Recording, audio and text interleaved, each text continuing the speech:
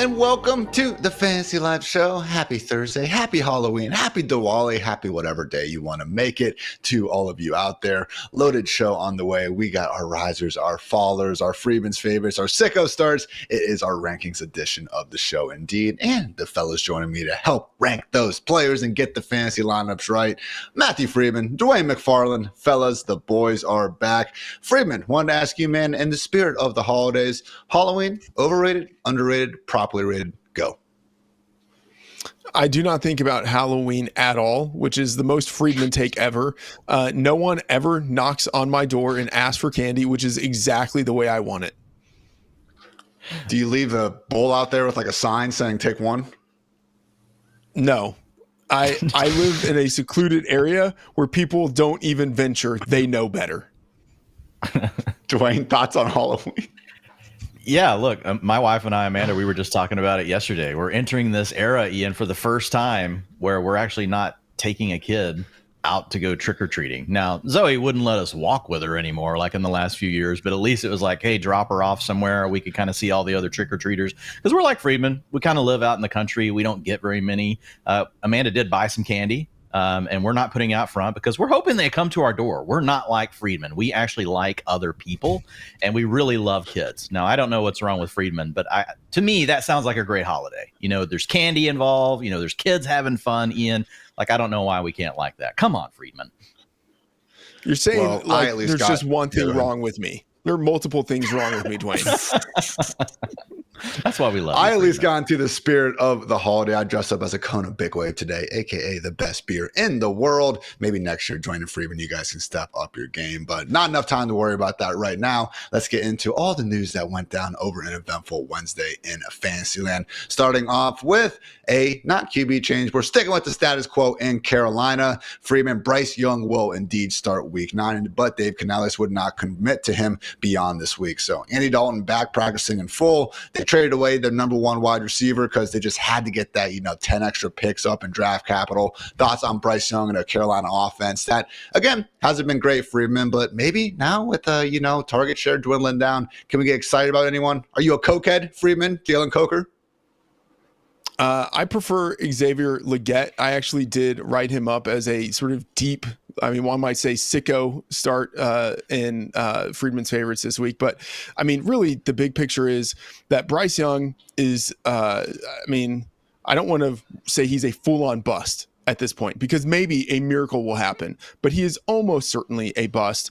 In the rankings this week, I thought about having him number 33 and just having both Green Bay quarterbacks ranked ahead of him just in case, because we don't know, but just as like the real sign of like, hey, you do not want this guy anywhere near your lineup.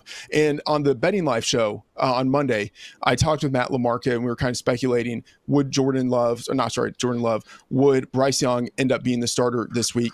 I was hoping he would be because that means that locked in, the Panthers, for at least one more week, are a dead team to bet against. They are the worst team in the league, the best team to bet against in terms of like the most profitable.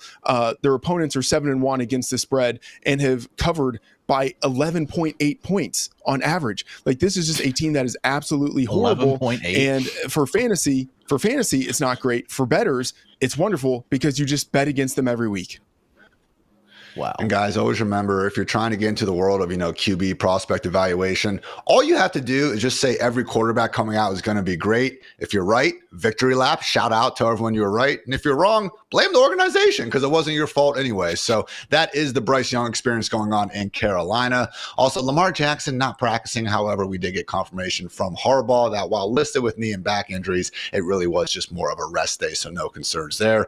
Jordan Love did say he's feeling better with that groin injury and does think it's realistic to play Sunday. We shall see. Remember, they do have a week 10 bye.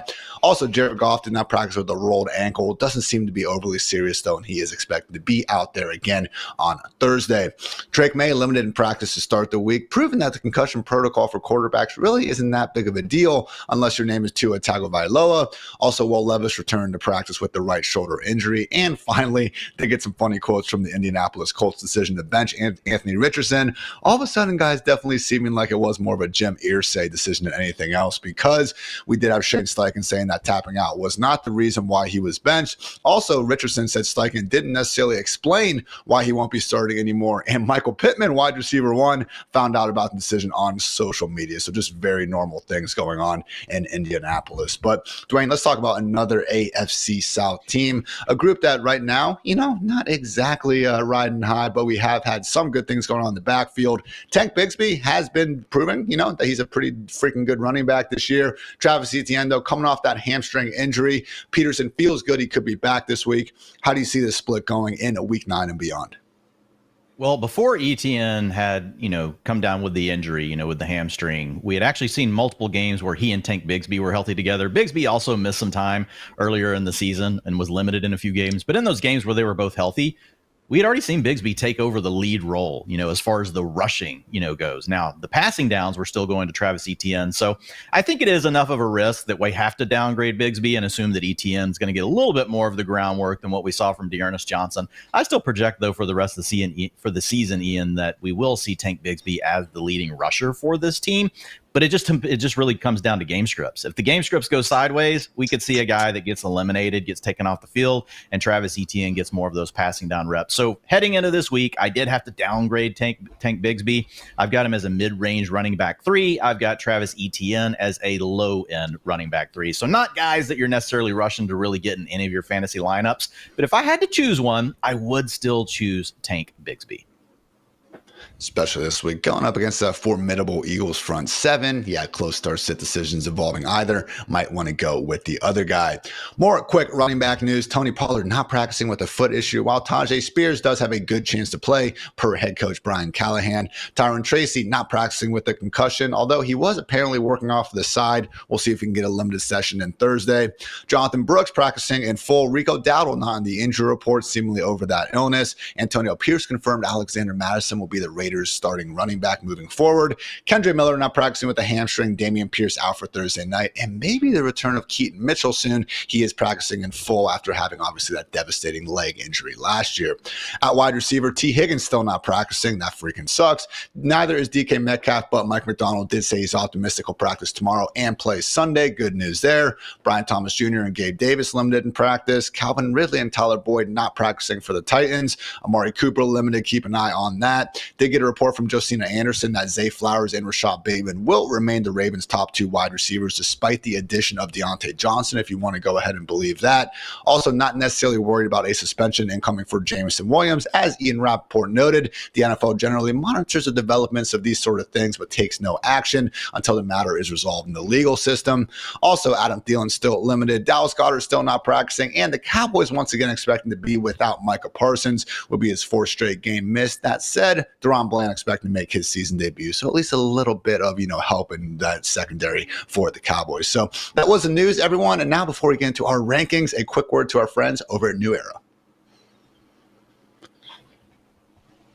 Get my Panthers hat on because, they don't have a ton to love these days, but at least they have our lovely New Era hats and advertisements. So, guys, you can join the fight against cancer with New Era Cap, the official cap of the NFL. Each cap from the Crucial Catch collection not only represents your favorite team in bold colors, but also promotes the prevention and early detection of cancer. Wear your colors proudly and help us tackle cancer head on with the official cap of Crucial Catch. Charitable contributions are awarded by the NFL Foundation to the American Cancer Society.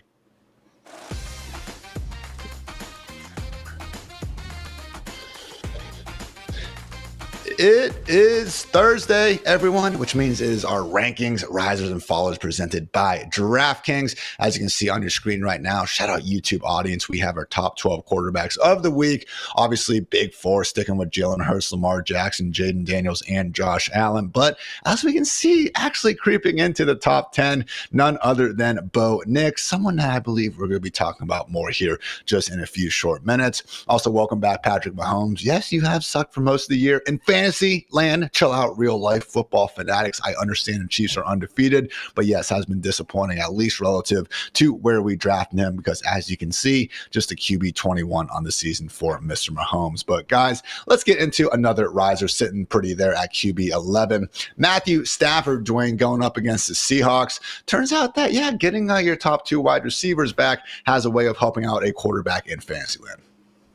Yeah, in the first game this season where we had Puka Nacua and Cooper Kupp together for the entire game, the guy goes off for 279 yards and 4 touchdowns. Now, obviously, we can't just extrapolate that out. It would be really nice, like if we could. We would love 4 passing touchdowns per game.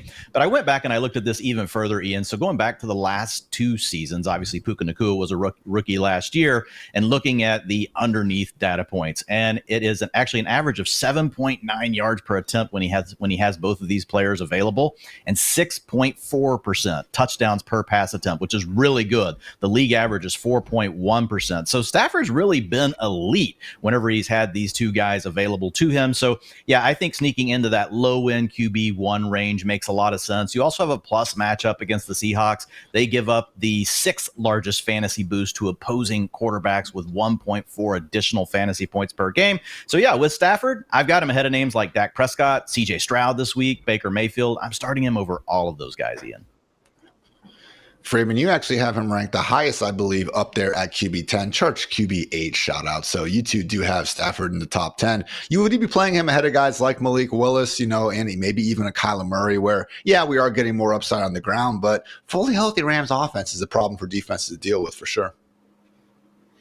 Well, I think I do like Kyler a little bit more than Stafford, but to Dwayne's point, the return of his primary weapons in Cooper Kupp and Puka Nacua, it just speaks to like how dynamic this team can be. He's going against a defense that still isn't fully healthy, still isn't fully coalesced under its new defensive head coach, and a defense whose personnel he knows because they're in the same division. And so I think it's a great matchup for him. And think just a couple of weeks ago, there were conversations about this team being imploded and about potentially Matthew Stafford being traded away.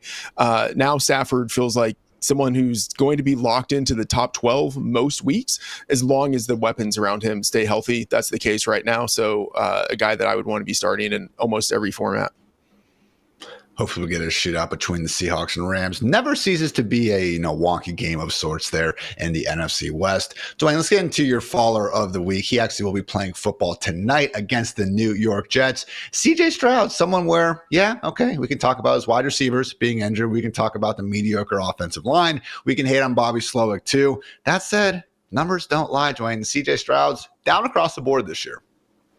Yeah, and it's been a real struggle since we lost Nico Collins. In the 3 full games without Collins, he's averaged only 12.4 fantasy points per start. Ian, that is really bad. Now you lose Stephon Diggs to an ACL injury for the rest of the season on top of all that. And you got to play on Thursday night, short rest, against the Jets. The Jets have held opposing quarterbacks 5.5 points under their season average, guys. Now, we're not going to apply that and say, well, CJ Stroud's going to score like 5 points tonight. We saw Baker Mayfield come out last week without his top 2 weapons and really ball out. But if we're being honest, like Baker's just been a much better fantasy option. He had more room to come down from than what we've seen from CJ Stroud. So he and Tank Dell just haven't shown that same chemistry that we saw before. And again, the matchup is really, really tough. So this is one of the most massive downgrades you'll see. A guy that's typically in the top 10 across all of our consensus. I want to say right now, I don't have it pulled up in front of me, but in our consensus, I think everybody is like 19 or 20, somewhere around there on CJ Stroud. So really more of that mid-range QB2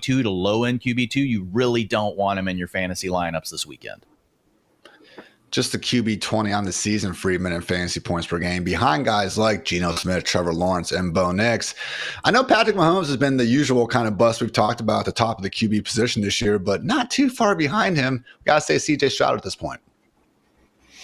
Yeah, it's really interesting. CJ Stroud entered the season with a lot of MVP hype. And even though his team is 6-2, there's no conversation about Stroud as a potential MVP. And I'm looking at my power ratings right now, and the Texans are my number 15 power rated team.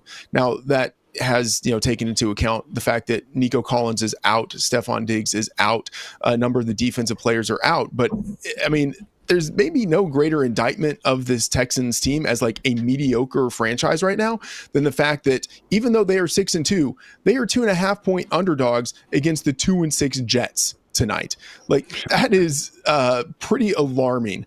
But the market is pretty efficient. They are underdogs for a reason. And so I'm with Dwayne on this. CJ Stroud, even though you invested a pretty good pick to get him, he's not someone you would want to be starting this week or almost any week as long as Nico Collins is out. This now obviously brings us to everyone's favorite part of the week. It is Freedman's favorite. Coming off a good one, Freedman. I'm not sure if you caught Dwayne and I's Sunday night review, but you got a lot of praise from Papa McFarland over here. And accordingly, you're going back to the well. Bo Nix again, this time going into Baltimore. Maybe, a tougher environment, obviously a better team than the Carolina Panthers. But let's face it, Freedman, that pass defense, maybe actually an easier matchup for Nix. Yeah, it's not going to get any greater than Bo Nix at home with 3 extra days of rest and preparation going against the Panthers. It won't get better than that. But Bo Nix going against the Ravens is still pretty good. Nix has had a tale of 2 seasons. The first month, he looked like a struggling rookie. For the past month, he's looked like a pretty competent NFL quarterback, 7.9 adjusted yards per attempt, and a pretty decent runner on the ground, 149 yards, 2 rushing scores. And then, of course, it helps that he played the Panthers last week, but you mentioned it, his matchup this week is almost as good. The Ravens have a very quarterback-friendly funnel defense, number 5 in rush EPA, but number 28 in dropback EPA, and that means that opponents, especially underdogs, are incentivized to pass against the Ravens. The Ravens, number 2 in most fantasy points allowed to quarterbacks. And yes, the Broncos are big underdogs in this spot, but I think that just means situationally, Nix is going to be throwing the ball a little more aggressively. Sean Payton, 42-28-2 against the spread as a road dog for his career. The Ravens with Lamar Jackson, 17-25-1 against the spread as home favorites. Situationally, I'm not going to say hey, the Broncos could go in there and win this game because I don't think that's going to happen, but I do think Bo Nix is going to have another really good fantasy outing this week. He's done a really good job, too, just not completely shooting himself in this offense in the foot time after time, especially with preventing sacks. 4th best pressure to sack ratio in the league this year, guys, which I know was one of his big calling cards coming out of Oregon, not taking many sacks. Jaden Daniels 14th among 37 qualified quarterbacks. Drake May 28th, Caleb Williams 31st, and in dead last, Spencer Rattler rounding out the rookie quarterbacks. So great stuff from Nix, but yeah, we'll find a lot more out about him, I believe, in these upcoming road spots against Baltimore and Kansas City. Takes us to the sicko start of the week. Dwayne, someone that I believe you have ranked as your QB 8 overall. Malik Willis going up against the Lions defense that, yeah, we have seen them have some highs this year, shut down the Cowboys and everything, but no Aiden Hutchinson. Just saw Calvin Ridley and Mason Rudolph have some success last week. Does seem like the Packers should be able to still move the ball despite the potential absence of Jordan Love. Yeah, well, the Lions are really good against the run. So, that's tough. And obviously we have to, Love's going to have to be out. We'll need to monitor that. I'll talk about my alternate play real quick here in just a second. But I'm assuming that, Jordan Love's going to be out. So Malik Willis getting to play against a tough run defense. But man, Ian, they run the most man coverage in the league.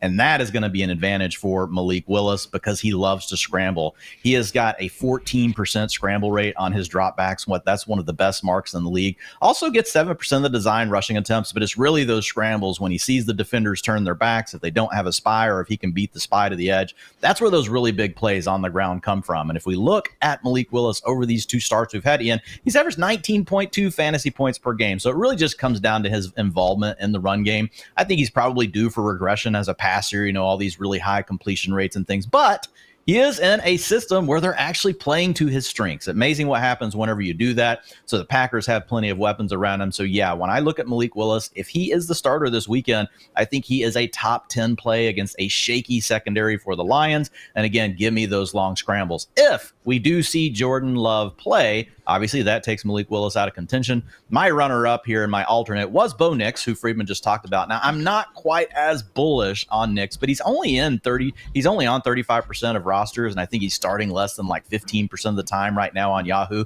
So a lot of people still afraid to pull the trigger. It's early in the week. Some people haven't changed their lineups yet. My one concern with Nix is I went back and looked at the last 5 years at teams that are dogs by 8 to 12 points. Right now, I think this line is sitting at 9.5, and I looked at what was their average passing yards per game, 210 with 1 passing touchdown. That's my one concern. You get so far behind, it takes away the efficiency and element of surprise, which is really how Bo Nix is winning right now. They're in these game scenarios where the other defense can't just say they're going to throw the ball this down. And I think the Ravens, they could be up by 10 at halftime. And if that happens, that could really shoot the wheels off for Bo Nix. But he's got that sweet rushing floor, Ian, and I think that's what saves him and still gives him a chance to give you that top 12 finish, even if he doesn't come through in a big way in the passing game against what looks like on paper a really good matchup. Just gonna say, man, I think people have realized that Nix is moving on the ground this year, but the extent of it really is wild. Yeah. Only Jalen Hurts, Justin Fields, Jaden Daniels, Lamar Jackson, and Malik Willis have more fantasy points per game from rushing than Bo Nix right now. More than Kyler Murray, more than Josh Allen, more than Anthony Richardson as well. Yeah. Great On stuff pace. coming over there. On pace for 550 yards, Ian, and 8.5 rushing touchdowns. We know that might not sustain, but still, like, if he ends up at like 500, like, that's still going to be really good. That will work, man. And also Malik Willis. I know we're talking about him more as a rusher, but so far, call it the scheme, call it the wide receivers, call it whatever you want. He's number one in EPA per dropback and number one in fantasy points per dropback as well. So great stuff from a guy that I think, again, a lot of people assumed a few short months ago might just be nothing more than a career backup. So guys, plenty more to get to with our running backs, wide receivers, and tight ends. But first, a quick word to our friends over at DraftKings. A chill in the air, leaves falling to the ground, and football every weekend. That is what fall is all about, and you can make each weekend even more exciting by getting into the action with our partners at DraftKings, the number one place to bet on touchdowns. And right now, all new customers who bet $5 will instantly get $200 in bonus bets. All you have to do is download the DraftKings Sportsbook app and sign up using our promo code FANTASYLIFE. The crown is yours. Again, that is $200 in bonus bets instantly, and you can stay in on the action and use your $200 in bonus bets to bet anytime touchdowns on DraftKings. After all, DraftKings is the place to bet touchdowns. If sports betting is not yet available in your state, don't worry. You can still join in on all the fun with DraftKings Daily Fantasy and have the shot to win cash prizes.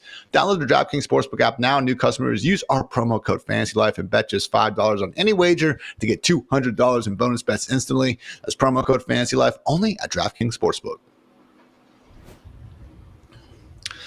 All right, guys, getting into our running back rankings overview. Once again, I have a handy dandy graphic showing you our consensus top 12, which you can find again always at fantasylife.com.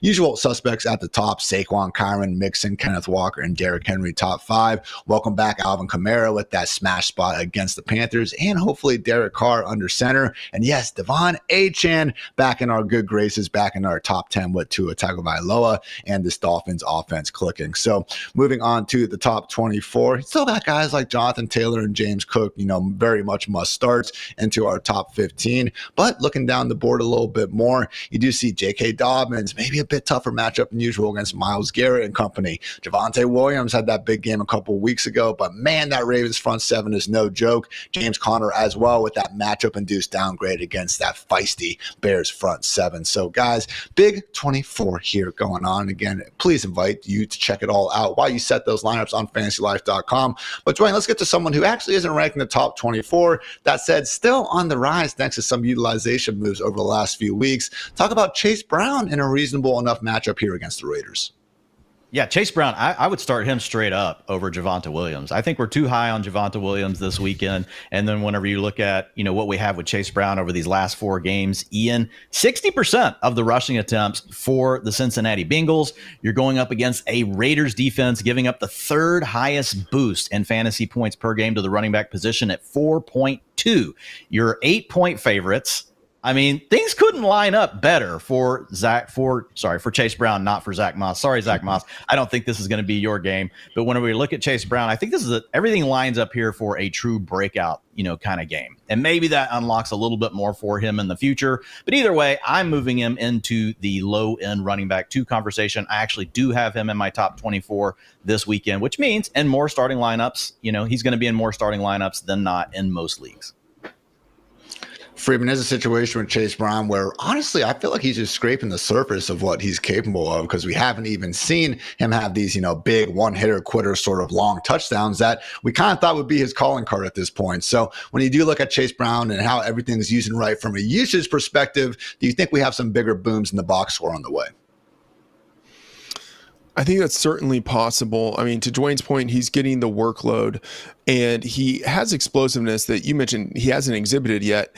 And he could also eventually start to carve out a bigger role in the pass game. Like, I think that could be a part of his game that ends up manifesting. And for the matchup this week, going against the Raiders team that is missing Christian Wilkins, their defensive tackle that they signed in free agency. And they just really have not been the same against the run since he's been out. And they really weren't all that great against the run, even with him. So a great matchup, and maybe this could be one of those spots where we actually see him explode for some chunk runs. Yeah, and just to your point with the passing game, that's really been where we haven't seen the bigger plays because Lord knows we had to watch that, random screen he took for 65 yards to the house last year, enough during the offseason. But as it stands, guys, 52nd among 54 qualified running backs right now in yards per target. So, look, they're just screens. I'm not saying he's, fully responsible for that. But, yeah, at least to this point, yards have not been there. But better days ahead probably against this Raiders defense. Dwayne takes us to the faller, and we mentioned him before. Javonte Williams, someone who, has been getting the usage. I mean, we don't hate that part of it, but this Ravens front seven, no joke out here. And Jaleel McLaughlin not exactly going away either. Yeah, they just don't give up yards on the ground. I mean, the Ravens, they love to run the ball, and they're also committed to stopping the run. And you see this a lot with teams. They kind of like that's their MO. That's what's important to them.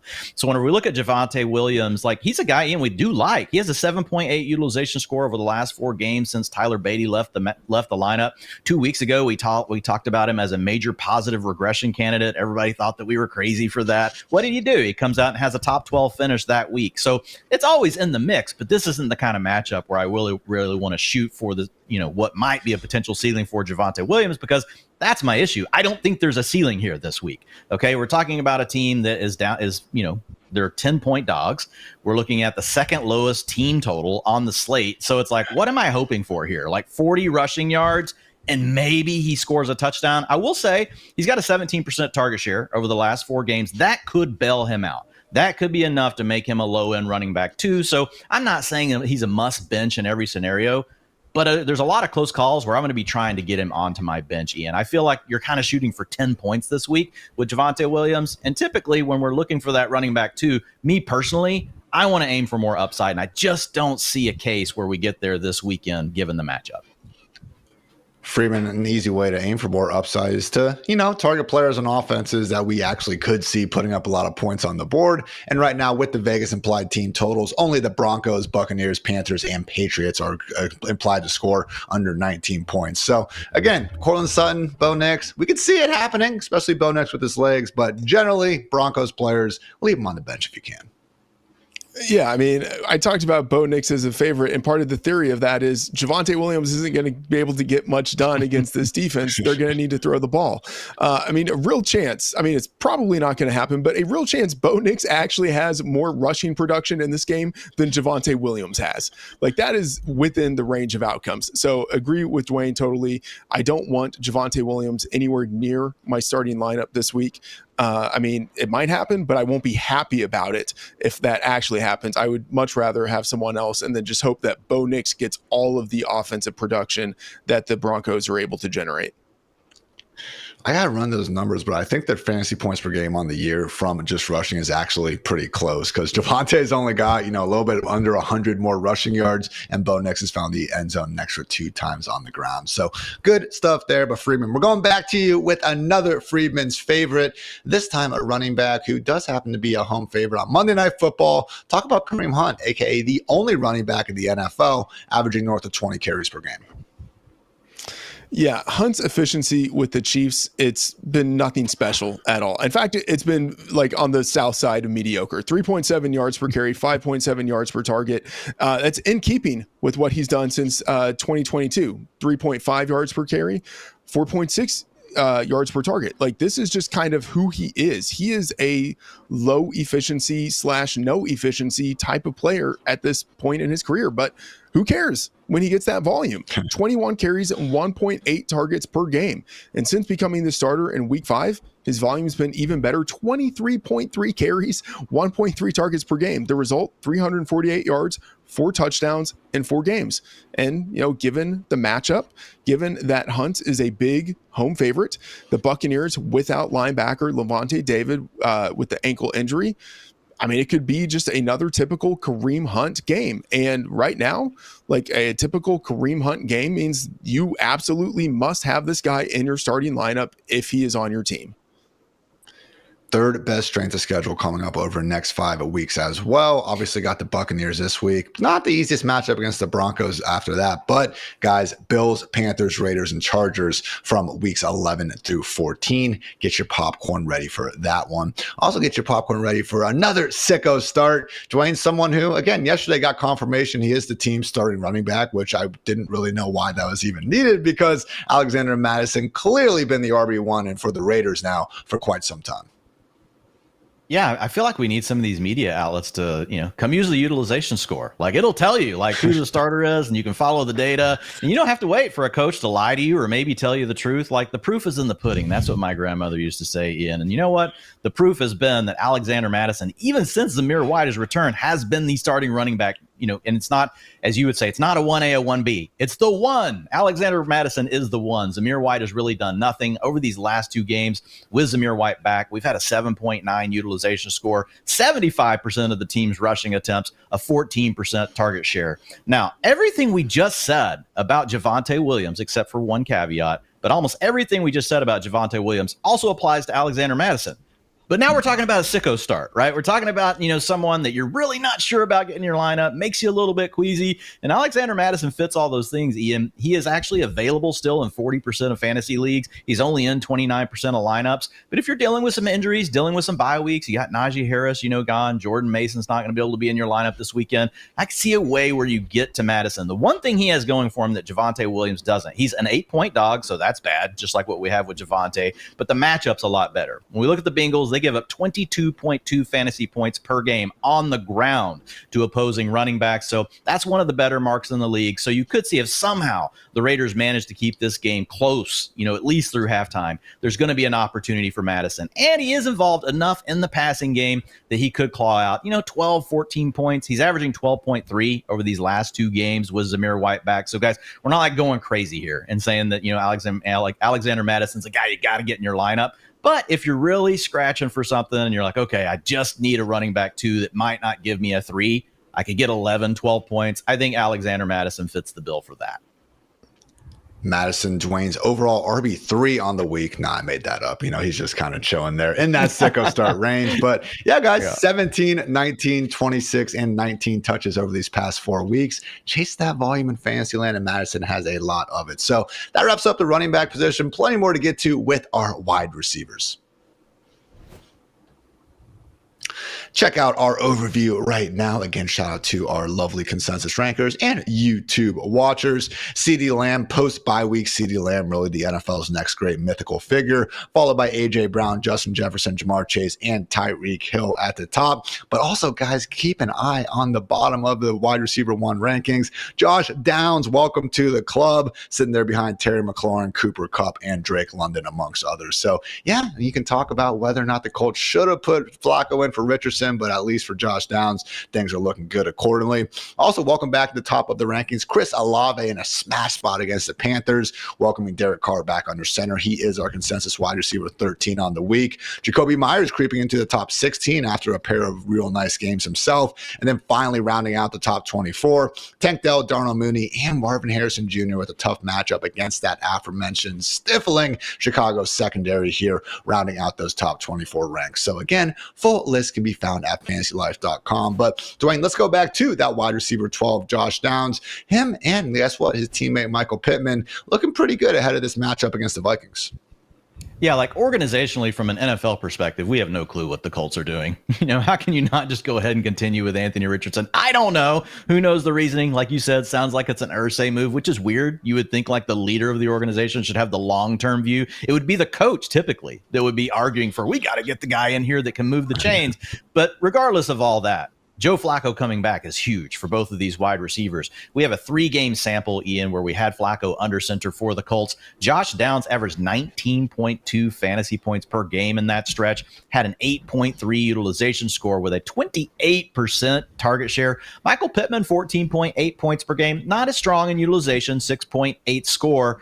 because only a 19% target share. So both of these guys are definitely moving up in the ranks, though. They are honestly players that were just borderline. Josh Downs, as good as he is, was really more of a boom bust wide receiver 3 with Anthony Richardson. Now you're getting a wide receiver 1 or a borderline wide receiver 1. When we look at Michael Pittman, I do like this matchup in this particular game for him. He's really struggled against man coverage this year. They've typically gone to Josh Downs in those scenarios. He only has a 15% target share, Michael Pittman, against man, but against zone coverage, 28%, and he leads the team. The Vikings, they rank second in the NFL in zone coverage. So you really want to be careful with this coverage stuff, guys. You're just looking for the outliers, the teams that run way more of one thing or the other, or they're way above the league average. And the Vikings do fit that profile. And also the Vikings, Ian, giving up an 8.2 fantasy boost per game and points per game to the wide receiver position. That's the second most in the league. So not only are the Vikings coming out and running a certain type of coverage that helps Michael Pittman, they've also not been very good at it. So that gets Michael Pittman back into that wide receiver 3 conversation. I think you could argue that he really should be a top 24 wide receiver. There are a lot of guys I would start him over. I know we're going to talk about some of those later in the start sit. Freedman, can you remember a time where we had as many backup quarterbacks getting elevated and then all of a sudden being that much happier about their receivers in fantasy? I mean, I think Ryan Fitzpatrick had some situations during his career like that, but otherwise, man, like seeing what Flacco and Jameis have done over these past couple of weeks and Flacco last year, man, feels pretty new. Yeah, and you look at all of the young quarterbacks who have flamed out in the NFL over the past 3 years, and it feels like the NFL has a developmental problem. And it makes sense that you have some of these older veterans with experience, multiple seasons of starting experience under the belt, some of them playoff success. It makes sense that they come in there. They're professionals. They know how to run multiple types of offenses, and they can elevate all of the players around them. And I just have a couple of sort of betting related things to say, because I think, Dwayne hit it here from the fantasy perspective. This levels up the entire offense. If Joe Flacco plays well enough this week to keep the job, and I think the Colts are a team to bet on this week, and you can check out the bet tracker that we have for free at FantasyLife. If he plays well enough to win this game, I think he's keeping the job, and not just for the short term. I think the Colts are a pretty decent team, especially with Joe Flacco at quarterback. And I did the sickest thing that anyone could do. I placed a bet on the Colts to win the Super Bowl at 175 to 1. That is in the bet tracker. And I will say, 175 to 1, that means they have a 0.5% chance of winning the Super Bowl. And I think that's wrong. I think it's more like a 1.5% chance of winning the Super Bowl. Now, is there much of a difference between 0.5 and 1.5? No, not really. But in terms of the odds that you get paid out, there is a pretty big difference. So it's not going to happen. But Joe Flacco has won a Super Bowl. Head coach Shane Steichen has coordinated a Super Bowl caliber offense. Stranger things have happened, and they're in a division that is pretty weak. I'm just saying, from a macro perspective, the Colts could go on a roll, and that could be big for not just Joe Flacco, reigning comeback player of the year, by the way. That could be good for everyone in the entire offense. Freedman, if you win that bet, there better be a huge Halloween candy jar in front of the Freedman household next year. I'm talking full-size Snicker bars, maybe packs, maybe a 12-count Snicker bar packs. You're going to have to go all in if you hit this bet. Now, how much, can you tell us how much you put? Is this a cooter doodle, scared money doesn't make money, 10-cent bet, or did you put some substantial dollars down? It's a half unit. I'm not going to, it's, look, if I hit this bet, I'm going to be pretty happy. The process, right, Freeman? Just like that kicker Super Bowl MVP bet. It wasn't right, but you could have imagined if it was. All right, let's get into our faller of the week. Tough matchup. Got some newfound target competition. Dwayne, we've seen some really good things from Zay Flowers this season, but only so much one man can do with a limited target share.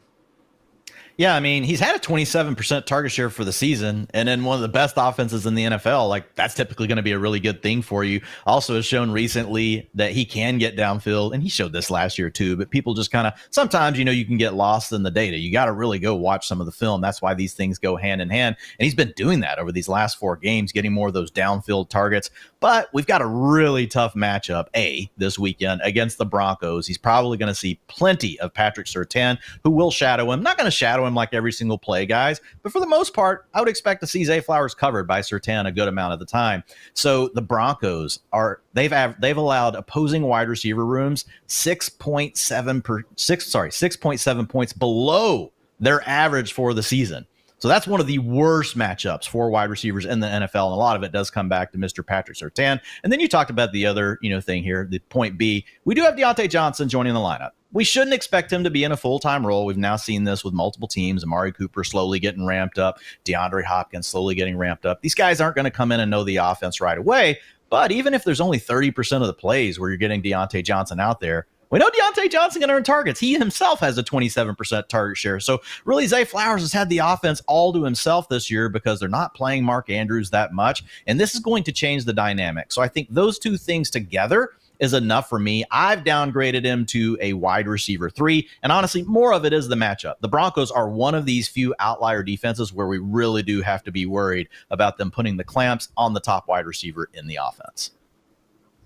Almost coulda, shoulda, woulda had a bigger game last week. Had a, misfire. You could blame the long developing route if you want as well. Potential 31-yard score, and then got tackled inside the 2-yard line, I believe, on another instance. But Freedman, someone who did not come close to having a big game last week in that same matchup, but actually had a big one. Cedric Tillman, a.k.a. Freedman's favorite, ahead of Week 9. So none of us could quite rank him as high as Mr. Dwain over here, but still someone that we should feel pretty good about getting into your lineups if you were lucky enough to nab him off the waiver wire.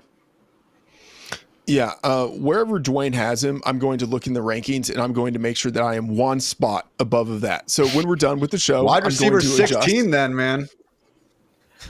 There we go. I will do whatever I have to do. Cedric Tillman, look, Dwain talked about him in the utilization report. Kendall talked about him in her waiver column. Everyone should check out those pieces. But yeah, Cedric Tillman, like the rare wide receiver that you could get on waivers this year who could actually turn into a wide receiver 1. Like, that's incredibly uncommon, but he has that capability. Over the past 2 weeks, the Browns have traded away Amari Cooper. They've lost quarterback Deshaun Watson. Cooper's absence has enabled Tillman to have amplified opportunities, and Watson's injury has allowed backup quarterback Jameis Winston to elevate that entire offense with competent play, a willingness to attack defenses downfield. And Cedric Tillman, I liked him when he was coming out of college, but people weren't talking about him as much because he didn't do as much his senior season. But I mean, he was a big guy with some athleticism and he balled out as a junior. And we've seen that translate to the NFL with his enhanced playing time. He's leveled up to an 87% route rate, 23% target rate, 24% target share over his past 2 games.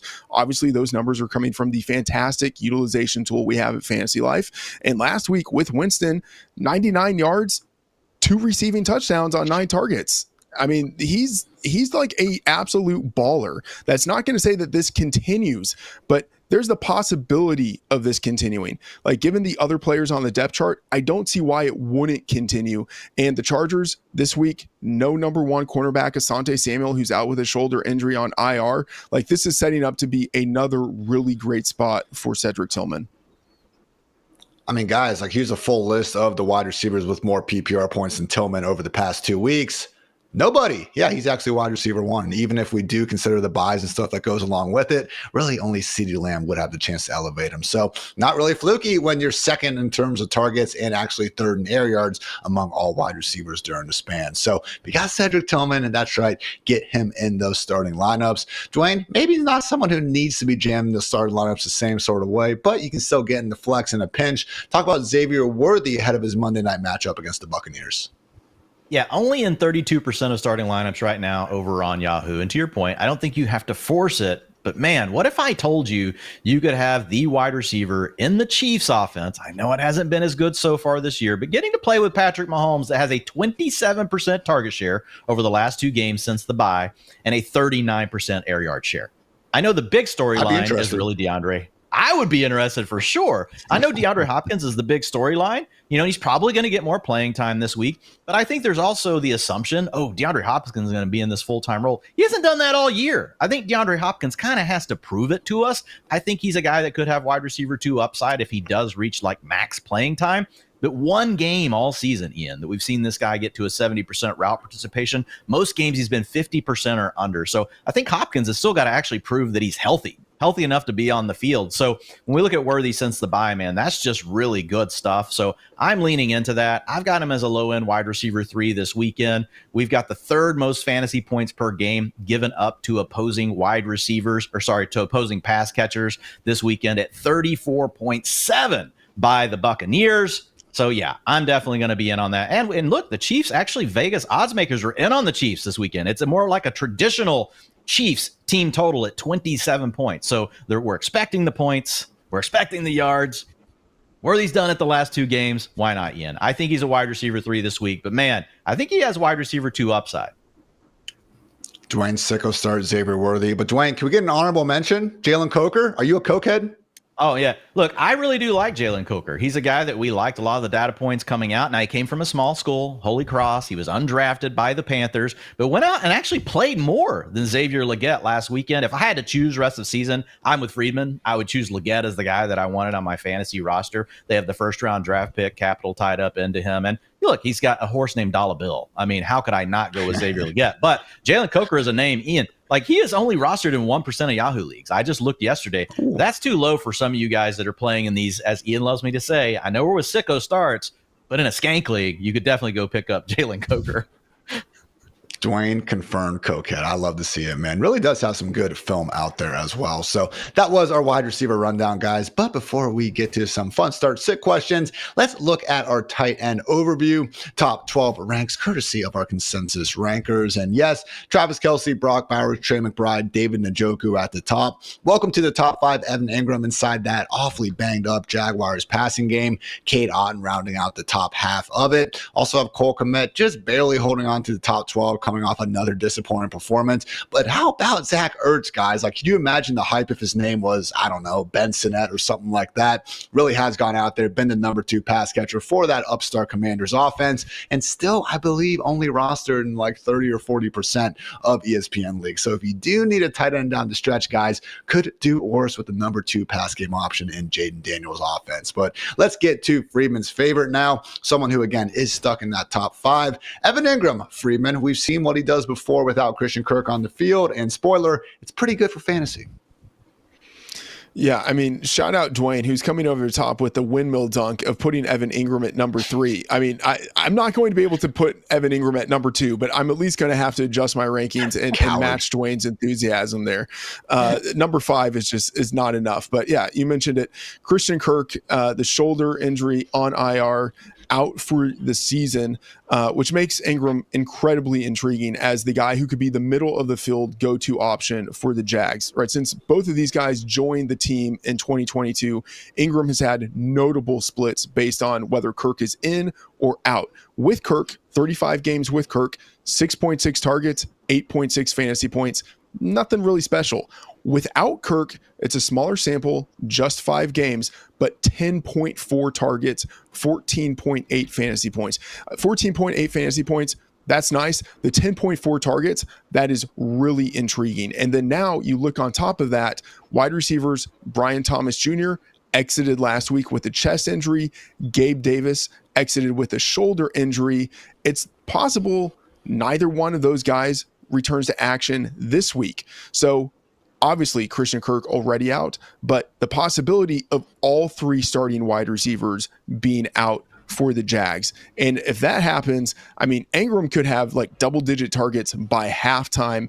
The Jags, significant underdogs on the road in this spot, will likely be throwing quite a bit. Last week, we saw Mike Gesicki, without T. Higgins, have one of the best games of his season, 7 for 73 on 8 targets against the Eagles. I think we could see a similar thing for Evan Ingram this week.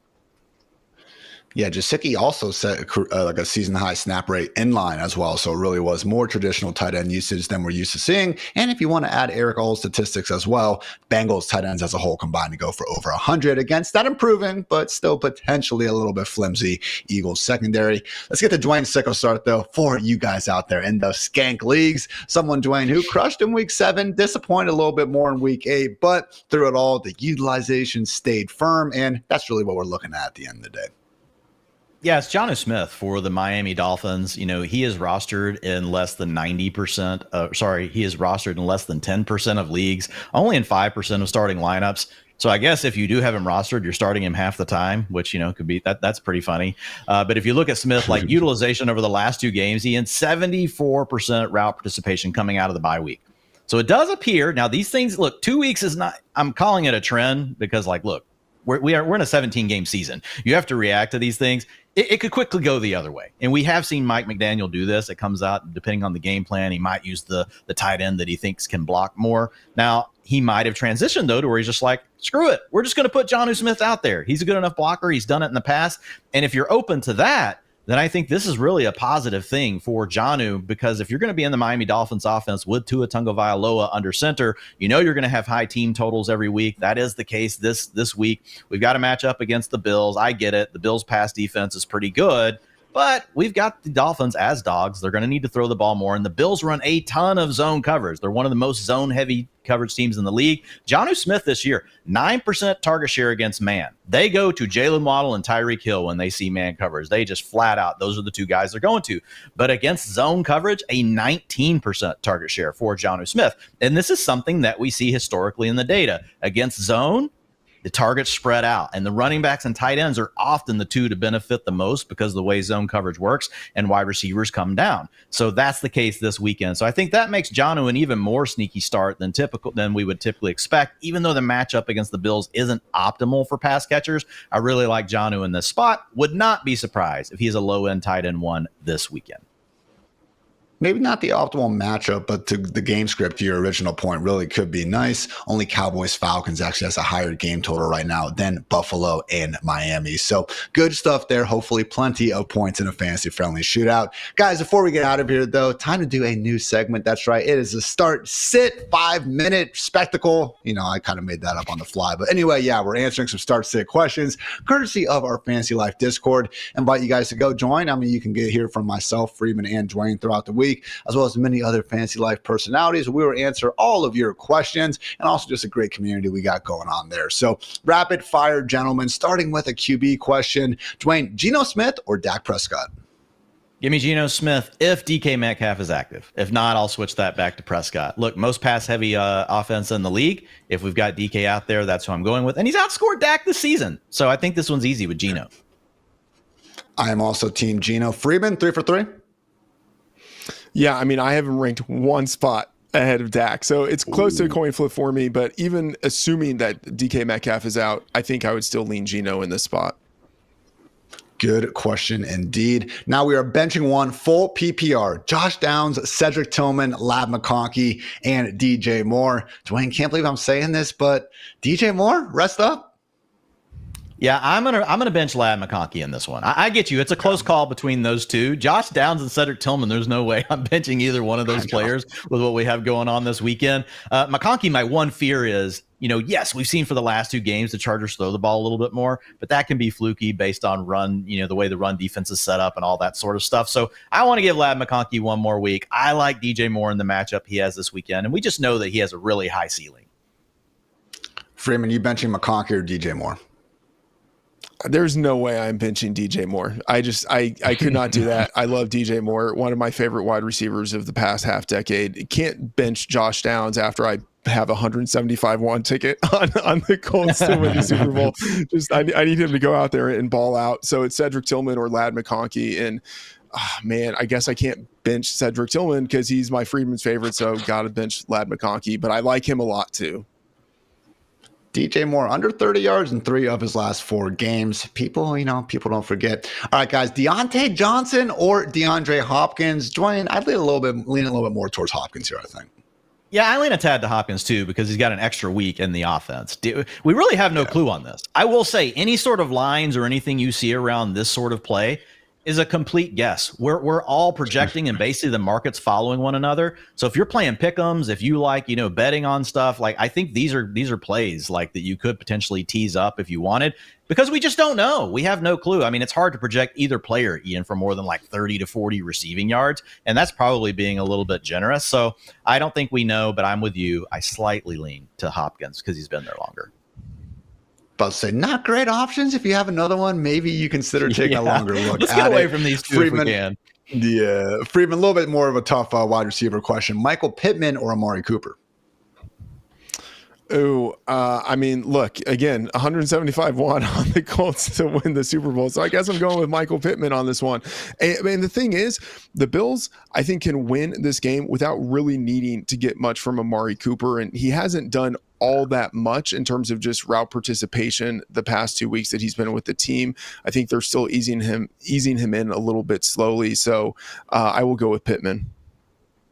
Popped up with a wrist injury as well. Limited, so he'll probably play, but keep an eye on that. I'm with you. Give me Pittman. Dwayne, last one for you. Trey McBride or someone who's been balling out recently, Cade Otton? Yeah, I'm still going with Trey McBride because he's really been balling out all freaking season. Like the underlying data is there, so I'm sticking with that. I think he's an elite tight end, although it's a lot closer this weekend because Cade Otton is the number one pass catcher right now with Mike Evans and Chris Godwin out, and Baker's just he's just continuing to bake, Ian. He just wants to come out there and deal, and Cade Otton is the number one beneficiary. 3 weeks ago, could barely find any tight end. Now I look at this and I say, why not even flex Cade Otton if you have the potential ability to do so? Funny how life can change so quick in fantasy land. But guys, that's going to wrap up our ranking show. Thank you guys for tuning in. As always, Dwayne and I will be back tomorrow morning breaking down some Thursday night football and injury madness. But otherwise, happy Halloween. Go get all the candy you want. What a great day to be great. So for Freedman, for Dwayne, for producer Matt, for producer Kelsey, I'm Ian. Thanks again for tuning in the Fantasy Life show. And until next time, take care, everybody.